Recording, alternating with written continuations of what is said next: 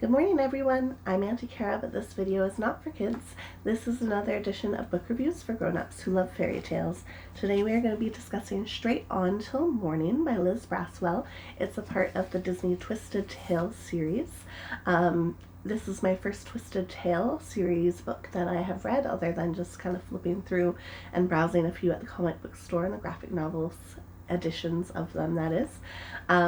But I am a lifetime fan of Peter Pan and all the stories attached to that character and that land. When I was a kid, I had very, very vivid dreams, and for months I would dream that I was Wendy and Peter Pan, so I almost feel like I have a bit of Neverland experience in my life as well. So when I found a book that kind of was a more grown-up version of this story and a different take, I was so excited, and let me tell you, this book did not disappoint. It was magical, it was beautiful, it was thoughtful, it was clever. I giggled, I gasped, I chuckled, I welled up with tears. It was a fabulous journey. So the premise is basically the story that we all know from the Disney version never happened. So when Peter's shadow got left with Wendy and John and Michael, he never came back for it. So this book kind of follows Wendy when she's a little older. I think it says she's about 15, 16, and her parents are really pushing her to kind of grow up and find, you know, her purpose in life, which is in that time a husband and start a family and all of that stuff. And she just doesn't want to. But she's also feeling really betrayed because she has Peter's shadow, and she's kind of questioning her own sanity. Oh, hello, Brina. There's my kitty cat. She's kind of questioning her own sanity in terms of, did I just dream all of this? Like, is this real? And she's not quite sure, but she does know that she doesn't like the life she has, and she does know that she doesn't want to follow through with her parents' plans for her. So she kind of hatches this plan that no matter what, I love when she joins me in my videos. Hi, Brina. Hi. She kind of hatches this plan that she is going to get to Neverland and figure it out, whether she's crazy, whether it's real, whatever the truth is, she's going to sort it out. So she internalizes this plan and makes a wish, and basically calls out to Captain Hook that she will sell him Peter's shadow in exchange for Journey to Neverland and home again. And this is kind of where the book finds her. So she packs up everything, dresses all fancy, goes down to the River Thames, and lo and behold, the Jolly Roger actually shows up. So I'm not going to give you too much of the story. Needless to say, she does get to Neverland. If you are someone who really wants to see a lot of Peter Pan, this book might disappoint you a little, because it does very much center around the relationship dynamic between Wendy and Tinkerbell as they try to search for Peter Pan, who's gone searching for his shadow. But if you are a lover of Neverland and the pirates and just like the magical world that is, definitely check this book out. It is an excellent, more mature mind's exploration into Neverland. They very much go into the psychology of it a lot, not just the psychology of how Neverland came to be itself, which is basically that it is the culmination of all the dreams and imaginations people have had about Neverland. So she comes across characters that she doesn't remember telling the story of, but through what the characters are and how they act, she can figure out that, oh, this was from Michael's imagination, and this was from this person's imagination. And that's kind of how Neverland comes to be. It's like a massive magical manifestation of will and imagination, and it's just so cool and so magical, and the author really put a lot of creative thinking into it. It also goes into like the psychology of what Peter Pan is and why he captivates so many of us, as well as the symbolism of why Hook is actually chasing Peter Pan, and kind of in a more mature mind what that could mean. I'm not going to give you much more of the story because I don't want to ruin it. It really is a fantastic adventure, and if you're looking for something magical and lighthearted to read this holiday season, I highly recommend it.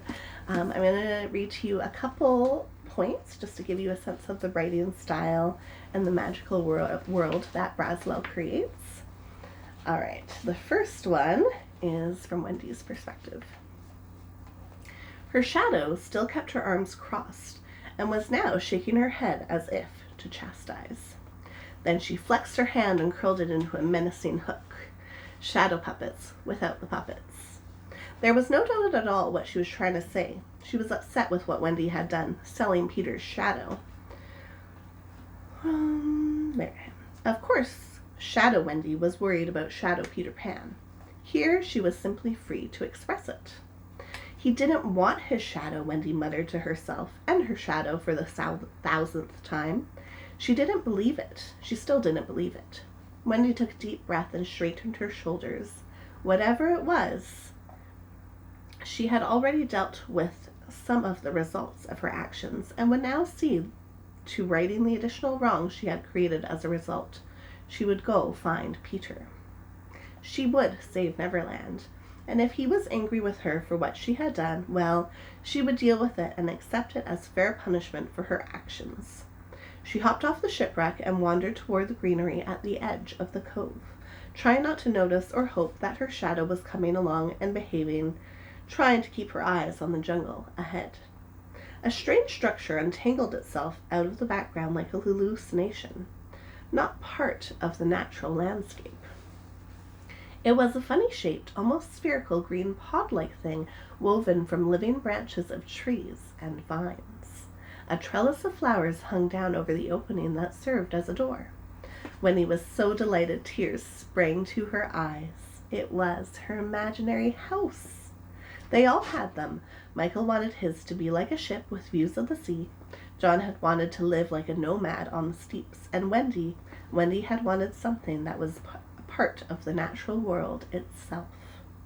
She tentatively stepped forward, almost swooning at the heavy scent of the door flowers. Languorously lighting on them were a few scissor flies, silver and almost perfectly translucent in the glittery sunlight. Their sharp wings made little snickety noises as they fluttered off.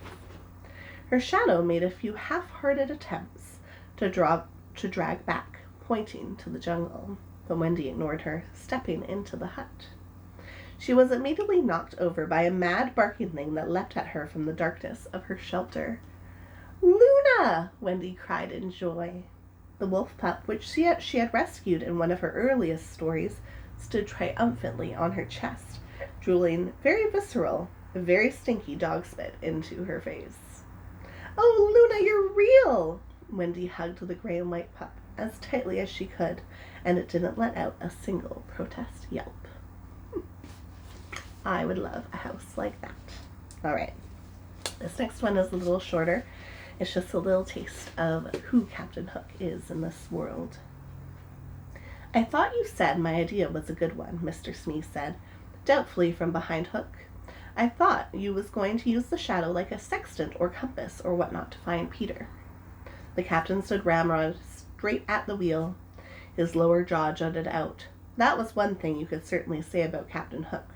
When he was moved by a plan, his own, or an emotion, his own, or a crazy idea suggested by another member of the crew, somehow reinterpreted as his own, his bravery and clarity of purpose surpassed those of the finest storybook hero.